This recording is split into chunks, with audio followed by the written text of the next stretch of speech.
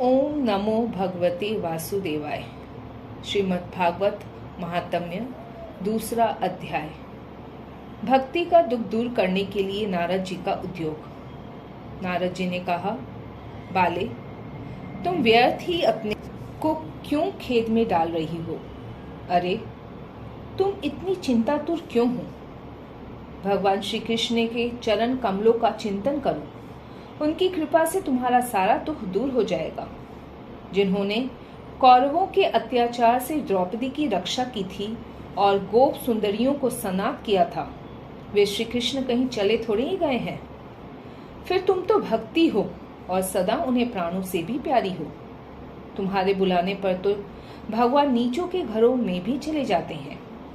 सत्य, त्रेता और द्वापर, इन तीनों युगों में ज्ञान और वैराग्य मुक्ति के साधन थे, किंतु कलयुग में तो केवल भक्ति ही मोक्ष की प्राप्ति कराने वाली है। यह सोचकर ही परमानंद चिंतमूर्ति ज्ञान स्वरूप श्री हरि ने अपने सत स्वरूप से तुम्हें रचा है। तुम साक्षात श्री कृष्ण चंद्र की प्रिया और परम सुंदरी हो। एक बार जब तुमने हाथ जोड़कर पूछा था कि मैं क्या करूं, तब भगवान ने तुम्हें यही आज्ञा दी थी कि मेरे भक्तों का पोषण करो। तुमने भगवान की वह आज्ञा स्वीकार कर ली। इससे तुम पर श्री हरि बहुत प्रसन्न हुए और तुम्हारी सेवा करने के लिए मुक्ति को तुम्हें दासी के रूप में दे दिया और इन ज्ञान वैराग्य को पुत्रों के रूप में। तुम अपने साक्षात स्वरूप से बैकुंठ धाम में ही भक्तों का पोषण करती हो। भूलोक में तो तुमने उनकी पुष्टि के लिए केवल छाया रूप धारण कर रखा है। तब तुम मुक्ति, ज्ञान और वैराग्य को साथ लिए पृथ्वी तल पर आई और सतयुग से द्वापर पर्यंत बड़े आनंद से रही। कलयुग में तुम्हारी दासी मुक्ति पाखंड रूप रोग से पीड़ित होकर क्षीण होने लगी थी, इसलिए वह तो तुरंत ही तुम्हारी आज्ञा से बैकुंठ लोक को चली गई। इस लोक में भी तुम्हारे स्मरण करने से वह आती है और फिर चली जाती है, किंतु इन ज्ञान वैराग्य को तुमने पुत्र मानकर अपने पास ही रख छोड़ा है।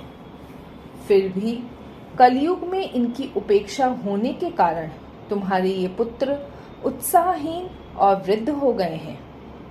फिर भी तुम चिंता न करो, मैं इनके नवजीवन का उपाय सोचता हूँ। सुमुखी, कली के समान कोई भी युग नहीं है। इस युग में मैं तुम्हें घर घर में प्रत्येक पुरुष के हृदय में स्थापित कर दूंगा।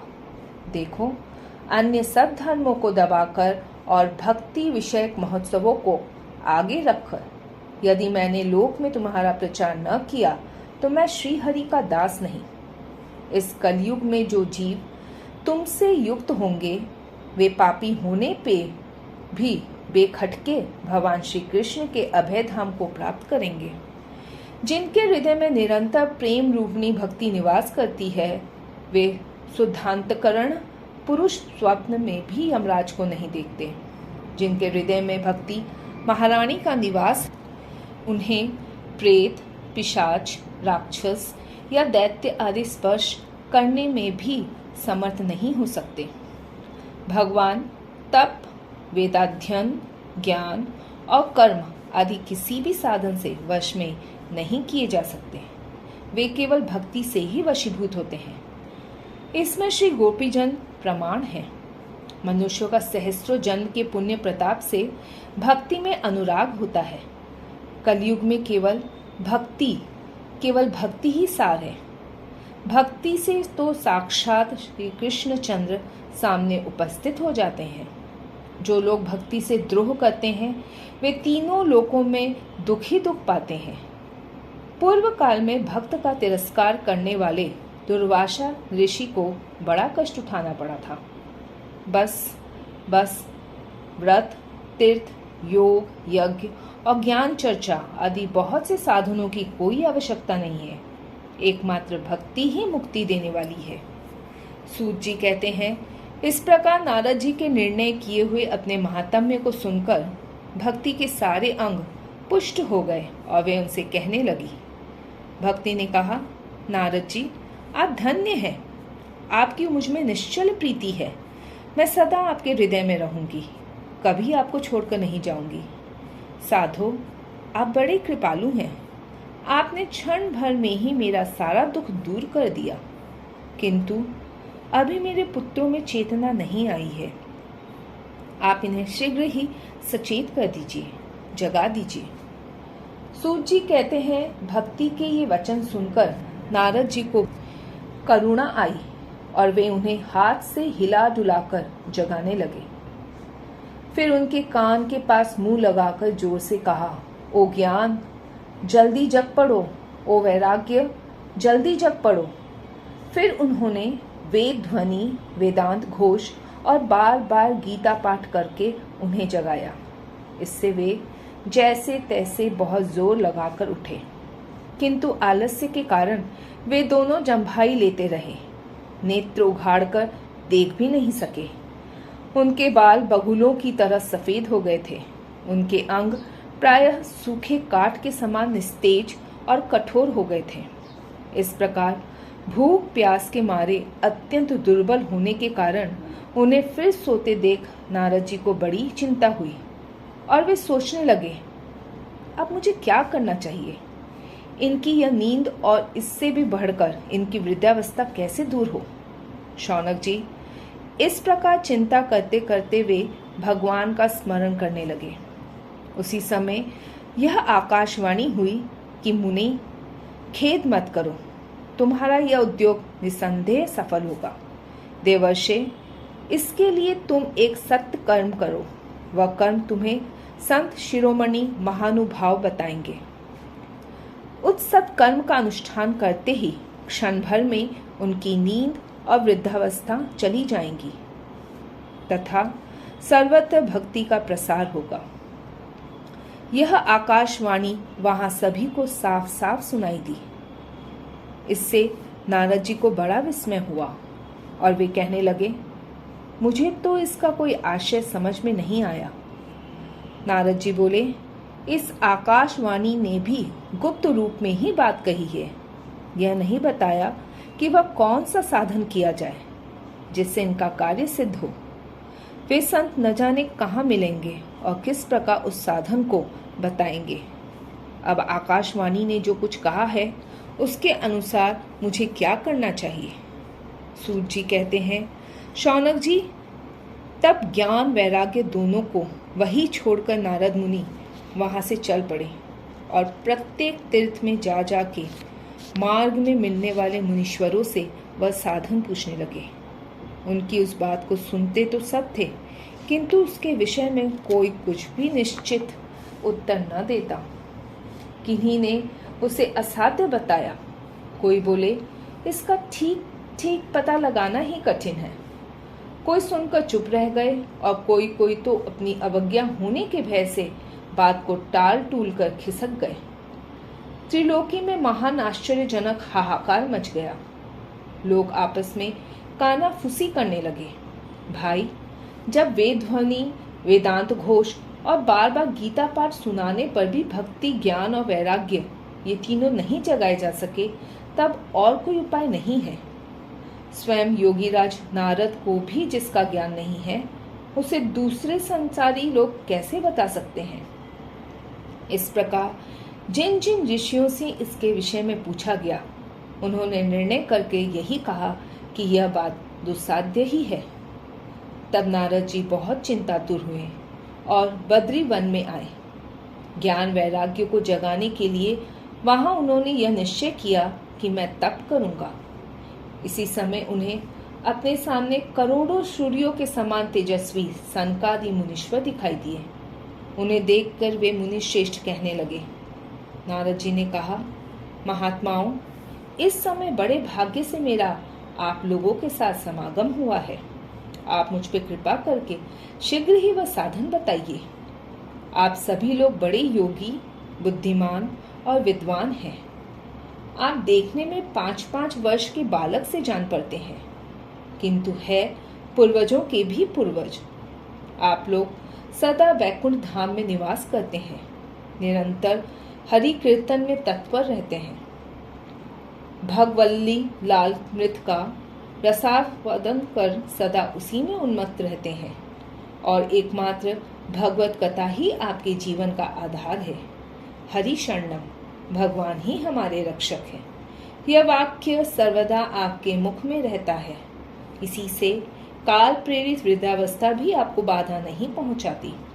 पूर्व काल में आपके भ्रू भंग मात्र से भगवान विष्णु के द्वारपाल जय और विजय तुरंत पृथ्वी पर गिर गए थे और फिर आपकी ही कृपा से वे पुनः वैकुंठ लोक पहुंच गए। धन्य है, इस समय आपका दर्शन बड़े सौभाग्य से हुआ है। मैं बहुत दीन हूँ और आप लोग स्वभाव से ही दयालु हैं, इसलिए मुझ पर आपको अवश्य कृपा करनी चाहिए। बताइए, आकाशवाणी ने जिसके विषय में कहा है वह कौन सा साधन है और मुझे किस प्रकार उसका अनुष्ठान करना चाहिए? आप इसका विस्तार से वर्णन कीजिए। भक्ति, ज्ञान और वैराग्य को किस प्रकार सुख मिल सकता है और किस तरह इनकी प्रेम पूर्वक सब वर्णों में प्रतिष्ठा की जा सकती है? सनकादि ने कहा, देवर्षि, आप चिंता न करें, मन में प्रसन्न हूँ। उनके उद्धार का एक सरल उपाय पहले से ही विद्यमान है। नारद जी, आप धन्य हैं, आप विरक्तों के शिरोमणि हैं, श्री कृष्ण दासों के शाश्वत पथ प्रदर्शक एवं भक्ति योग के भास्कर हैं। आप भक्ति के लिए जो उद्योग कर रहे हैं, यह आपके लिए कोई आश्चर्य की बात नहीं समझनी चाहिए। भगवान के भक्त के लिए तो भक्ति की सम्यक स्थापना करना सदा उचित ही है। ऋषियों ने संसार में अनेकों मार्ग प्रकट किए हैं, किंतु वे सभी कष्ट साध्य हैं और परिणाम में प्रायः स्वर्ग की ही प्राप्ति कराने वाले हैं।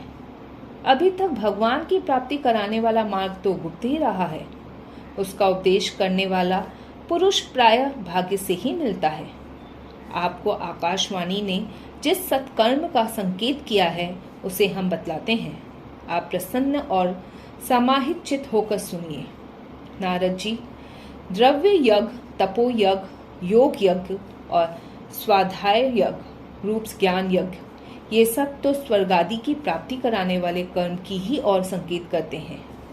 पंडितों ने ज्ञान यज्ञ को ही सत्कर्म यानी मुक्तिदायक कर्म का सूचक माना है। वह श्रीमद् भागवत का पारायण है, जिसका गान शुकादि महानुभावों ने किया है।